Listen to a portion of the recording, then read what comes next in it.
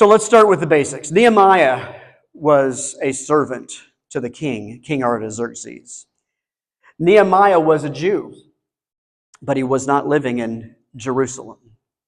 His parents were from Israel, but he was born in exile. You see, the Babylonians went and took the Jews captive, and then later the Persians did the same thing. And so now, under Persian rule, King Artaxerxes has Nehemiah as his cupbearer.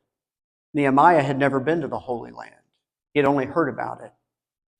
Are there any places that you've been where you tell your kids, if you ever get to go here? Maybe Hawaii. Maybe it's Australia. Maybe it's England or Paris.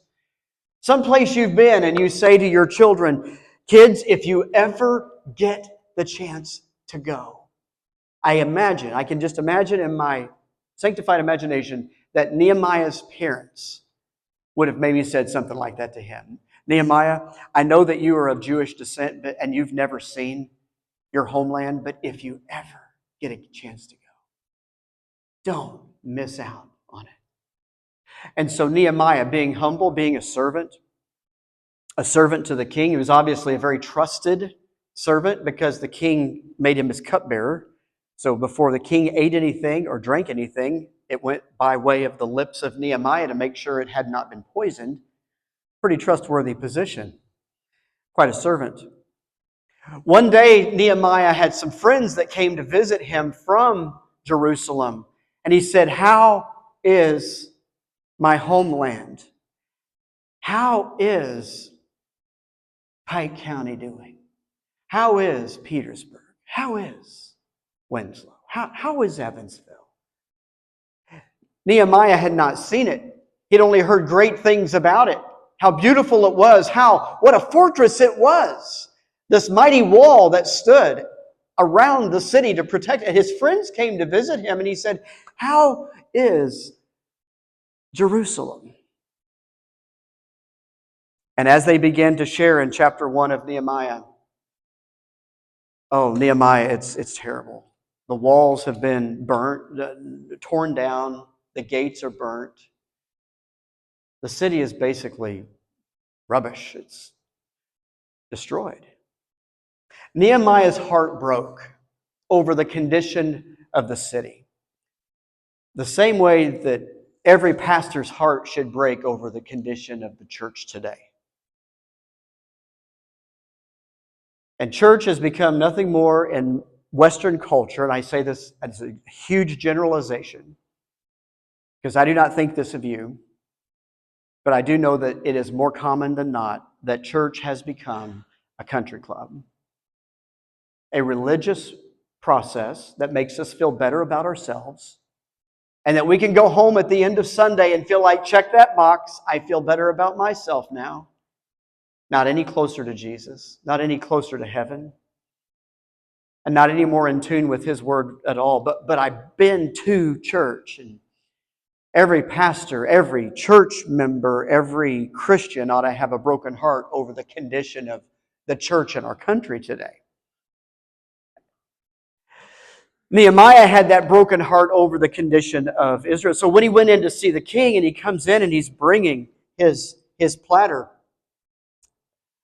of gaff tape, and he's setting it before the king, and the king could tell his countenance was down. And Nehemiah, you don't go into the king, down. You want to come in and lift his spirits up.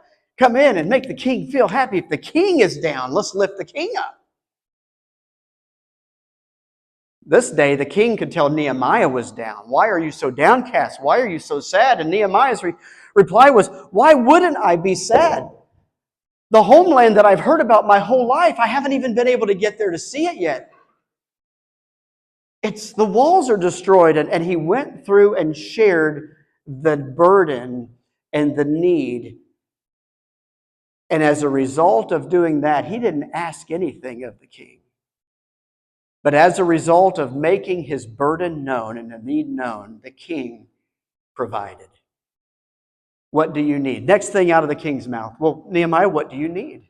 You need time off work? I'll give you time off work. You need resources? I'll give you resources. You need passports to travel? I'll give you papers. I even know a guy that owns a forest, and I'll hook you up with him, and he'll give you all the lumber you need. Go rebuild that wall. God called Nehemiah to do a work that Nehemiah could not do by himself. So chapter 2, Bob Seger, turn the page. So chapter 2, here goes Nehemiah, riding along 3 days and 3 nights, checking it out by night, circling the city, looking at, taking notes of what needs to be done. There used to be a gate here, but now it's burned. There used to be a watchtower here, but now it's destroyed. And all around the city he went, taking notes of what needed to happen, what needed to be done, what needs to be built. How am I going to do all this? I can't do all of this. No, God didn't intend for Nehemiah to do all of this. Because in chapter 2, here's what happened. He gives away what was given to him in chapter 1. What was given to him in chapter 1? What was given to Nehemiah in chapter 1? Vision. God gave Nehemiah a vision to rebuild this wall around Jerusalem, 2.5 miles of wall, 8 feet thick, 40 feet tall. God, are you talking to me? I don't even know how to turn on a hammer. It took you a couple seconds, but you got that, didn't you? Yeah, I don't even know how to build stuff, God. How are you going to use me? And last week, we were talking about leadership and how there are people in every church today that sit there and they say, how could God use somebody like me? I'm telling you, if he can use Nehemiah, who is just a servant to the king, he can use you. Absolutely. And he did. So what Nehemiah did was he assessed the damage. He went around the city and he got his game plan together. And as Nehemiah went around, the city, he saw, here's a part of the wall right here that we're going to start with. And I need to find out who lives here. And I want to have them work on this part of the wall. And I'm going to build a team of people right here to build this part of the wall. And then, it doesn't do any good to build this part of the wall if we can't build this part of the wall. So we got to build this one. So who lives here? And then, okay, who's here? And before you know it, and remember how many days it took him? 52 days, the entire 2.5 mile wall, 8 feet wide, 40 feet tall, was built. Not because Nehemiah worked 24/7 around the clock for 52 days, but because other people received the vision that he gave them, and because he was willing to give it. There are far too many leaders who have a vision and they don't want to give it away. My vision. Listen, it's not my vision. It's our vision. And these chairs represent different parts of the wall in our ministry. And while I would love to think that I am a Nehemiah leader, I know I am not, but I want to be. And I'm using his model of leadership as the model for this church, which says it's not about the pastor, it's not about any one deacon, it's not about any one person in the church. It's about Jesus Christ and all of us following him. And it's our vision. What is our vision? Our vision is to have a ministry that is as strong as that wall that Nehemiah had built around the city of Jerusalem. Well, somebody's got what good is it if those 4 sections of the wall are built, but all of this right here is not built? We've got to have a fortress. We've got to have quality. We've got to have strength. Well, who's going to build this section right here? And who's going to build this section right here? And it's 10:30. So now is the time. Barbara, let's start with you. Because I know that you love being in the spotlights. Come on up.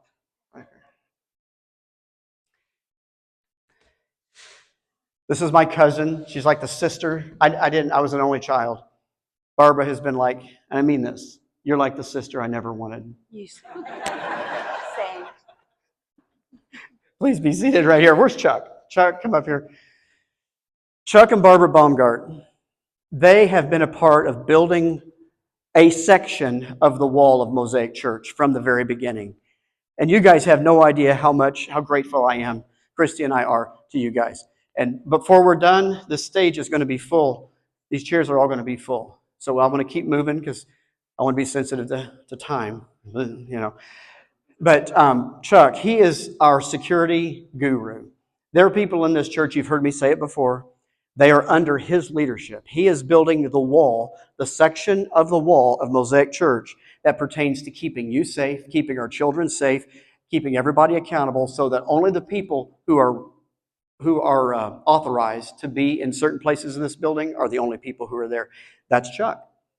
If somebody comes to me and says, hey, I've got a problem with security, you know what I'm going to do? I'm going to do the same thing Nehemiah would have done. If somebody would have gone to Nehemiah and said, hey, Nehemiah, look what they're doing over there. Nehemiah would have said, well, go over there and talk to them. Because I got this guy to build this part of the wall for a reason. That's what Chuck's for. I've had people do that before in the past. Come to me and say, hey, I want to talk to you about security. You know what I do? I say, go to Chuck. That's what he's for. He's building that part of the wall. He's under the leadership of the local church. He's under the authority of the local church. But guess what? We've given that vision to him. So what he says goes. And Barbara, hospitality. We wanted, Christy and I had a vision that when people pulled into the parking lot, they felt not like royalty. That's not what we want. We don't want people to feel like royalty. We want people to feel like family. There's a difference. And you've hit it out of the park, so much so that you built a team. And then Jeff, come on up here and join us. Jeff has taken the baton and shares in that with Barbara. This is Jeff Wilson. Yeah, you guys have to act like you like each other and you're in front of all these people. And Jeff, man, I tell you, I know there was a time way back when you were thinking about trying to find another church and maybe even started to, I don't know. But you have no idea how grateful I am that you stayed around. I can just give Jeff, he's also involved in some other things behind the scenes that I can only say a little bit about, but when it comes to the end of the service, when we have our offering, he oversees a team of counters and accountability, a team of people who count together, seal all of the offerings up in a sealed deposit bag, and make sure that between him and our security team that gets deposited the same day, and the accuracy. Tom, come on up here, Tom. Tom Wyatt, our CFO. I like to call him the CFO. But he is our director of finance.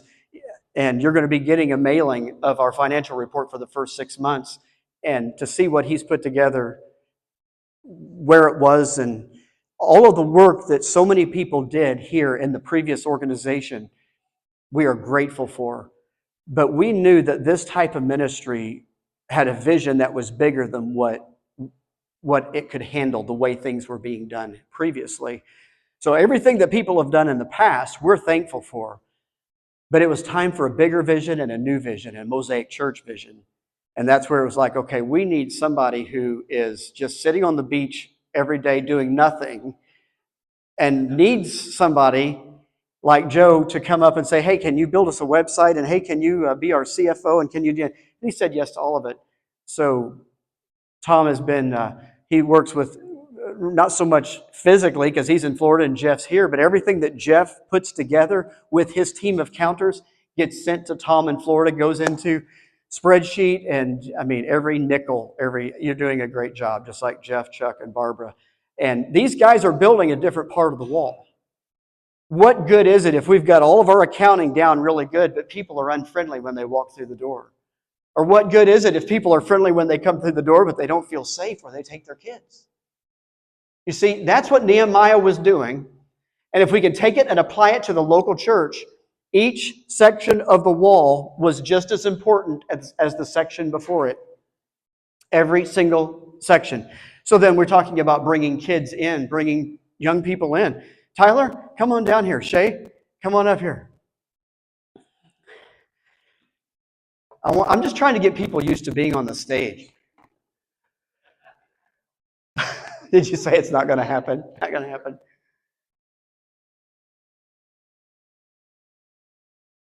Tyler and Shay Fiscus, also new to Mosaic, newer, not new anymore, but leading our student ministry. launching a brand new student ministry. We have students right here in this church that need to be a part of this. Because what they are doing, what God has called them to do, is to invest in the spiritual life of your young people. God has brought them here just to do that. And then if we reach other students outside of the four walls of this church, praise the Lord. But we want to start with the ones that God's already given us. And it's not just having fun, it's Bible study, it's learning more about Christ, preparing students for college and career down the road. Now's the time to do that. So thank you guys. They are investing so much of their time and more into our student ministry. And I'm really thankful for you guys. And with media and technology, Tyler's building a media team. So you've got a couple of sections of the wall here. You know, it's not, Tyler and Shay are a team. Where's my wife? Christy, get up here. You thought you were going to hiding back there. She really should be preaching this morning. Much better. Did you just say yeah? See, you've already got one fan. You can just sit right there by Tyler. But I'm telling you, I could not do what I do without this lady right here. There absolutely is no way. We did not know what we were in for when we came to start Mosaic Church. We didn't. We were dumb. We were just naive enough to believe that if we came here and did this, that God would do this. And He is. Susan, Kathy, Frosty, Dan, to see these young people down here, to see young couples, and then to see those who have been around for longer. I don't even know how else to say that. From the youngest to the oldest in the room. That is how it should be. That we're not targeting. Now, we do want to reach our young people because there's an 80% chance they'll never come to Christ if we don't reach them before they're 18 years old. So that's a fact. But we do not consider young people more important than older people, or older people more important than younger people, or people who are giving more important than people who are not giving, or people who are not, that you are a child of God. And you are a creation of God if you're not a child of God yet. And we love you. And God is doing what we were naive enough to think that He would do. But this is just the beginning. You say, well, man, you have more chairs up here for leadership than some churches that are running 500 people. Well, guess what? You can't wait until you have 500 people to then build the leadership for 500 people. This needs to be a ministry that is what is oftentimes called sustainable. And that is from a leadership standpoint, we need these people in place. I remember the first time I sat down with somebody, I can't remember who it was. They first came to the church. They're like, why do we need security? That seems a little, yeah, it might have been, Tyler's like, yeah, that was me. It's not because of where we are. It's where we're going. Why do we have this infant room in there that's this brand new baby room when right now all I see is one newborn in the room? Well, it's not that sweet Georgia is not worthy of this room all to herself, but we are scaling this for that room to be full of little babies. So we need the leadership to support that. And we need the funding. We need the giving to stay strong. As we've watched it go from low to middle, it's still not where it needs to be. And sometimes leaders, we were talking about this in our deacon meeting yesterday, sometimes people say, wow, you have this huge facility and all this property, and there's no debt on any of it. Well, praise the Lord for that, but that does not mean that we get to use this place for free. It's an expensive building. The heating and cooling, the $18,000 that we just had to decide to spend on 3 major air conditioning units that all went out just like that our first 95-degree week. It's an expensive building to maintain, the overhead, just operation expenses. Thank the Lord, though. Thank you, Lord, and thank you, previous leaders who did things right to make sure this property is not under a mortgage and that it is debt-free. But debt-free doesn't mean bill-free. A lot of expenses here. So just keep that in mind as you continue to give. So I just want to say thank you to all of you guys, and especially my wife, because I've seen firsthand how many hours she puts into diving deep into the weeds, whether it's our books, our finances, our bills, our meeting with insurance companies to see if we can get our premiums lower. We are working hard to cut expenses everywhere we can without cutting the quality of what we're wanting to do. And you're the one that's made that happen. I don't get the credit for that. You do, and God does. And I know that's how many of you would feel about like Shay and Tyler. You guys are a team. So with student ministry, I see you guys as one, the same way I want you to see Christy and I as one.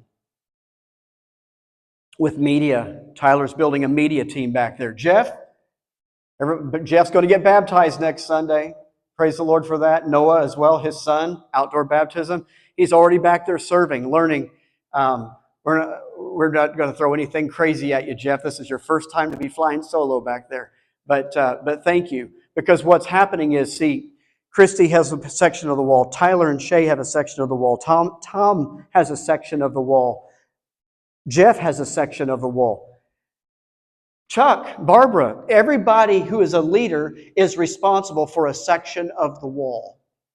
And it's all called something different. Hospitality, security, finance, students, media. There's more.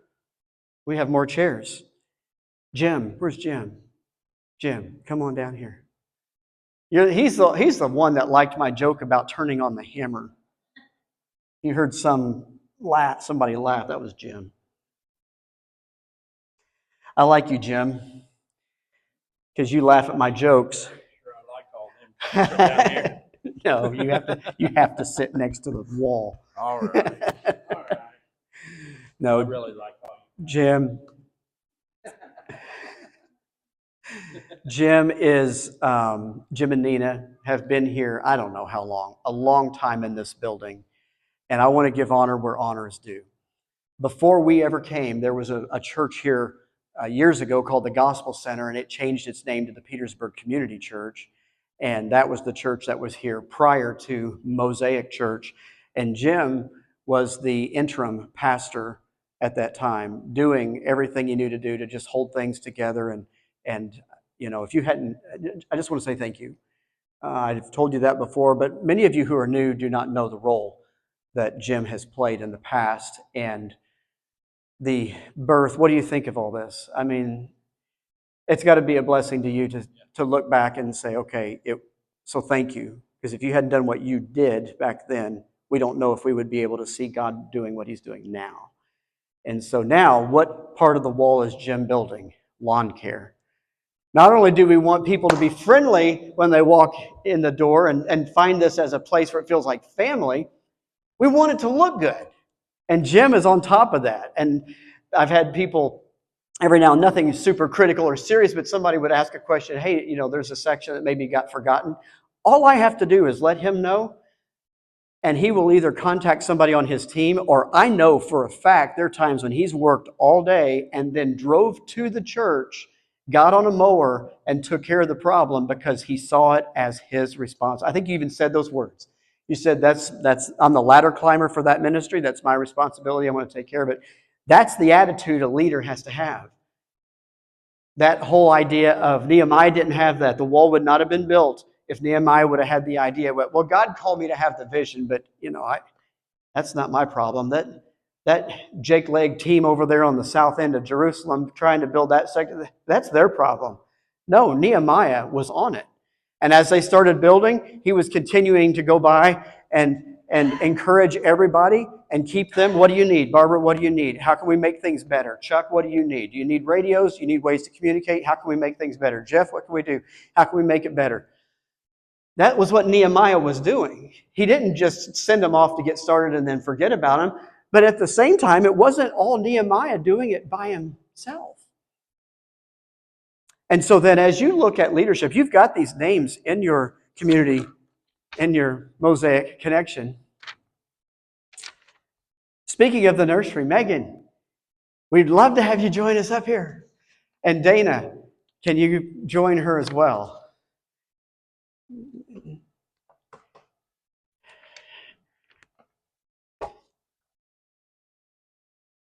So then once people come in the door and they're greeted by hospitality, and not just greeted, but brought in, to the cafe.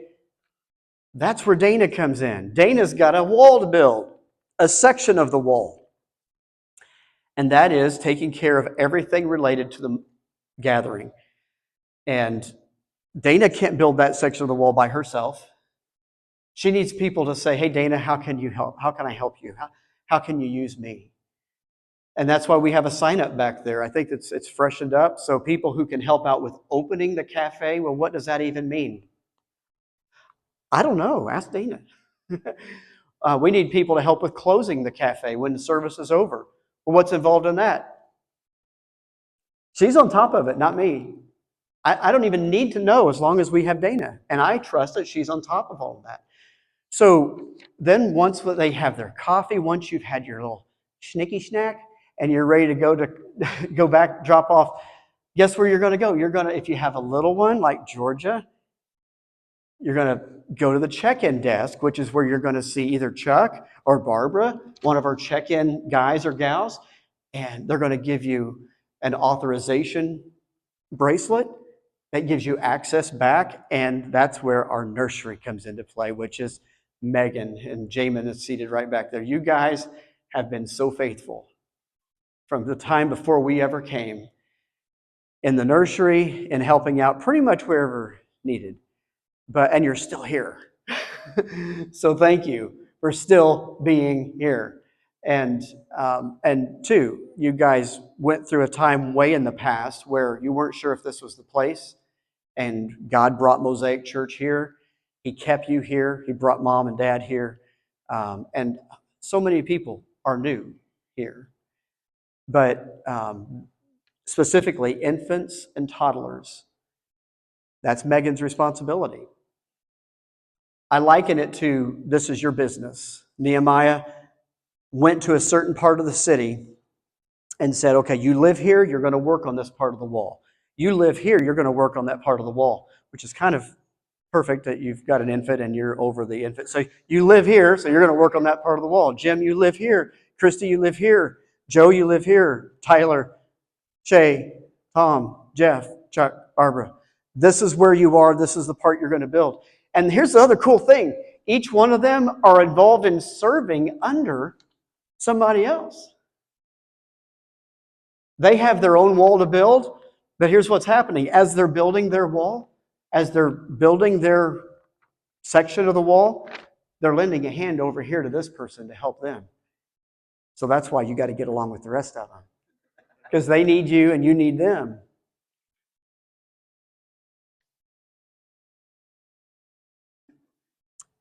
Let's see, who do we have here? Oh, we have empty chairs.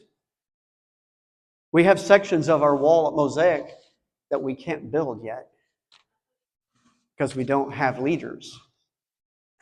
Those are listed down here. Mosaic kids. We have our infants and our toddlers. Megan is taking care of that. But what about once they are in preschool, that age of preschool to the 4th grade? We have material, we have classrooms, we have all the stuff, but we don't have a leader. We even have people that I think would love to jump in and get involved if they just had someone to lead them. So that chair's blank right now. And right now, Christy is filling that chair. And that's kind of what we have to do until we have somebody we can say, okay, come here. Because I guarantee you, Nehemiah got his hands dirty. I can guarantee you that there were times when Nehemiah had mortar on his clothes when he went home at night because he had to jump in and help. That's part of being a servant leader. A servant leader doesn't just say, okay, I have the title, but I don't want the job. We've had people up here in roles like that before who just wanted the title, but they didn't want to do anything. And guess what? They're not here anymore. Leadership is action. Leadership is not just a title. And there are people that serve under you, right, Dana? And there are people that serve, probably listed in your printout for Megan. Jim, you have people that serve under you. Jim can't be the one that cuts the grass, but he has a team that does that. Tyler and Shay, Tom, all on down the line. But we need someone for Mosaic Kids. We need someone. We have people who would love to help clean, but they don't have a leader. We need someone who would say, hey, I can't do all the cleaning. We have people who are doing cleaning and custodial and housekeeping, but they can't do it all by themselves. They shouldn't have to. We just need someone who can organize these people and say, okay, on Monday, Wednesday, and Friday, or here's this part of the building and that part of the building. I need someone to do that. We just need a leader. And then Mercy's Closet. Every month, Angie, is about 30 families that come to the gym for Mercy's Closet, approximately that, to receive clothing and some food and whatever they need, and because they're in need of help. We need a leader. We have people who want to help, and we already have people who are helping faithfully, like Angie and Kathy, but we need a leader who can take all of the people who want to help and organize them around how can we take Mercy's Closet to another level. So we have some holes in the wall, and until yesterday we had a third one, which was maintenance, but I think we've got somebody for that part of the wall. Is that safe to say? You want to go ahead and come and sit in this chair? Come on down. This is Josh Dowdy. He's new to Mosaic, and if I hadn't talked to you, I would not do this to you. But Josh has at least one construction company, a couple of three construction companies that somehow he keeps up with, and has helped us tremendously with some projects here at Mosaic. And one of the things that came up in our deacons meeting just yesterday was we need somebody who can be our go-to for maintenance-related things. And I think that, I don't know if everybody was gone yet, but just about the time everybody was gone, I look up and he's poking his head through the window there. And I'm like, hey, get in here. We were just talking about you. And I ran it by him. And so Josh said he would be that go-to. Now, it doesn't mean you have to do everything, but he's going to be on top of at least keeping us informed on what needs to be done. And so we are grateful for that, because that's a big deal. On an older building that has a lot of maintenance-related things, we need somebody over that. So when I look at Nehemiah, here's what he said. Nehemiah, this is a verse, Nehemiah chapter 2 and verse 17. Then I said to them, you see the distress that we are in, how Jerusalem lies waste, and the gates are burned with fire. And listen to what he says. Come and let us build the wall of Jerusalem together, that we may no longer suffer. The first thing that God did with Nehemiah was he gave him a vision. And then in chapter 2, the next thing Nehemiah did was he gave that vision away. Because if it were left up to me and Christy, as great as she is, we could not make it happen. And we can't make it happen. It is not sustainable if it is just on two people. And I thank God for every single one of you and your faithfulness, your willingness to be a part of this team, and the job that you're doing. And I think it would be, did I leave anybody out? I wanted an empty chair because we have areas where we need leadership, but I want to make sure I didn't forget anybody, did I? Okay. Good. All right, just making sure. All right, I think it'd be appropriate for you guys to let them know how much you appreciate them and all that they're doing behind the scenes. And you can clap for one another as well. Just don't wake up the baby. Now, here's what I want to do. As we bring this time to a close, this is a different type of service, but it's important that we do this because it was time to do it. It's taken a while to get to this, to have people in these spots. We've had people, some of you, let's see, Jeff was here, Jim was here, Megan was here. I think that's it. 3 out of all these people were here. The rest are new to Mosaic. It's taken a while to get these pieces of the wall assigned to the right people. And you know, one of the reasons why I've not done this yet is because I knew we didn't have the right people in the right chairs. And I didn't want to put a bunch of people up here and announce them to you, and then the next week it's like, yeah, I don't think I want to do that anymore. And that's what happened. So this is up here the way we have it now because I feel confident in you guys. And I realize things can change. And I realize over the course of life, things do change. And sometimes people need to make a change in their roles. I get that. But as it stands today, You guys are the right one for this job, and we need more. So I would like for you at the end of this service to spend time in prayer for them. And I'm going to have them go ahead, and you guys can go ahead and go down and be seated with your families. Thank you for being willing to do this today. I wanted all of you to see the names, the faces of who is making things happen around here. That it takes it takes a tribe, a village, it takes a family working together to pull it off.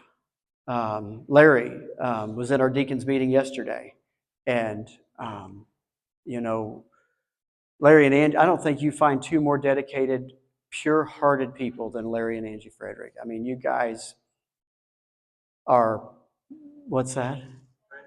What did I say? Oh, Fettinger. I didn't realize I said that. Larry and Angie Fettinger. The prayers that they pray for this church behind the scenes that you would never know about, the faithfulness and the number of years that you guys have been here.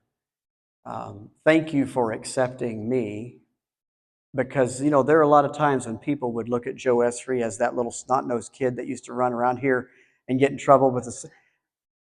I mean, that would have been me, and Larry would have been here at that time. That's how old he is.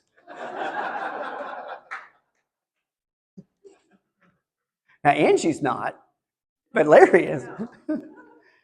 No, but thank you for accepting us and praying for us and serving as a deacon like you have so faithfully up to this time. And as we build that deacon ministry team, Larry's going to rotate off so that we can build the team and continue to have a healthy rotation of people on and off. And I just wanted you to know that I appreciate you. I love you. Nehemiah received the vision. He gave the vision away. And he had to be able to trust the people he gave it to. Christy and I need to be able to be gone. And thanks to all of you who were seated up here, some of them had to hurry up and run back to their spots because they left a bunch of kids in a room by themselves. No, I'm just kidding. No, they didn't. They didn't do that. Chuck wouldn't let that happen.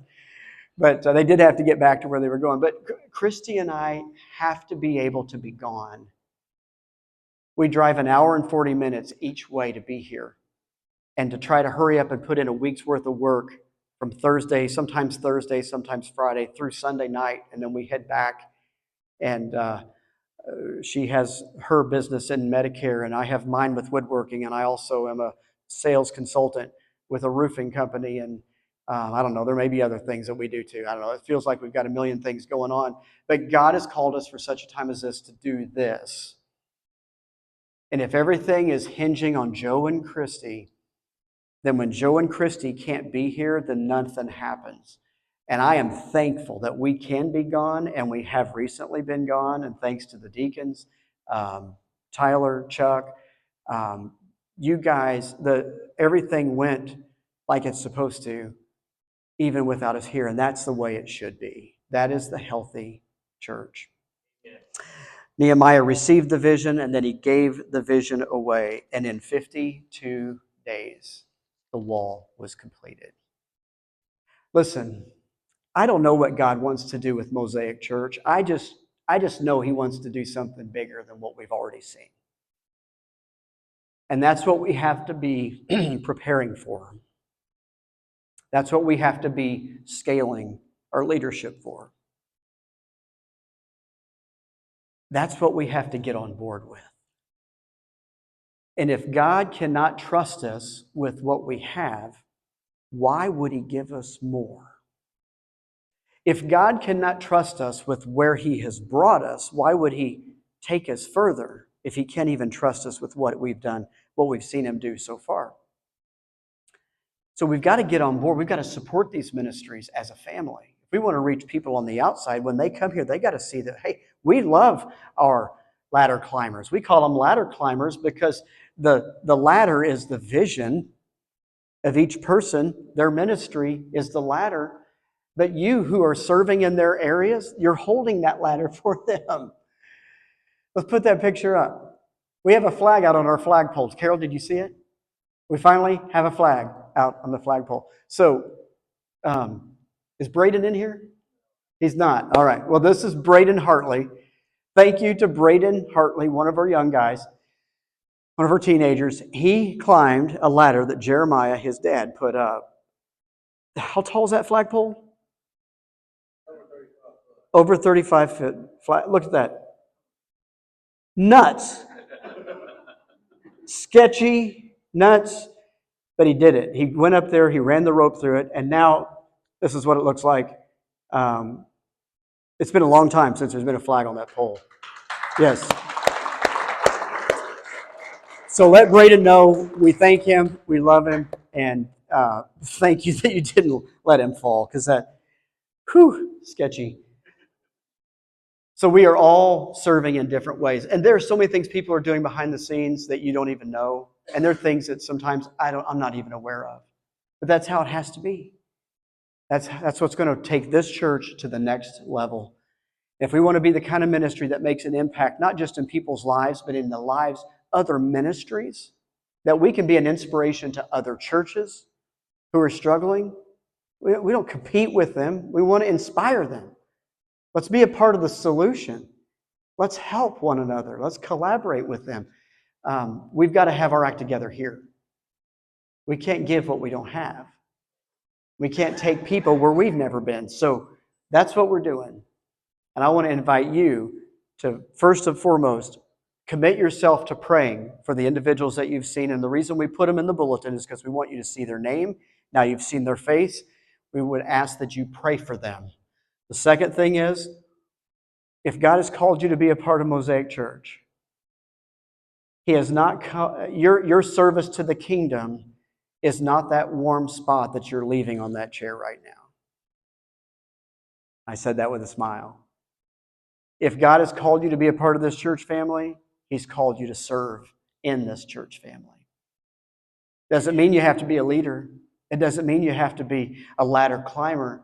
But it does mean that God has brought you here for a reason other than just sitting and soaking. Because anybody who sits and soaks will sour. And you're not going to grow like you will when you start serving. So I'd ask you to pray for them, but also pray about, Lord, where would you use me? And it could be that you want to serve in one of these areas. And if you come up and tell me that, you know what I'm going to do? I'm going to say, well, there he is. There she is. Go talk to him. Go talk to him. Don't come to me. Go to them. They'll tell you more than I can tell you. But it could be that you are thinking, you know what? I've got all the skills. I have all of the, God's given me everything I need to be one of those leaders building a part of the wall that we don't have yet. I can organize custodial. I can lead people in a children's ministry and build a team. If that's what God's saying to you, answer the call the way Nehemiah did. Would you stand?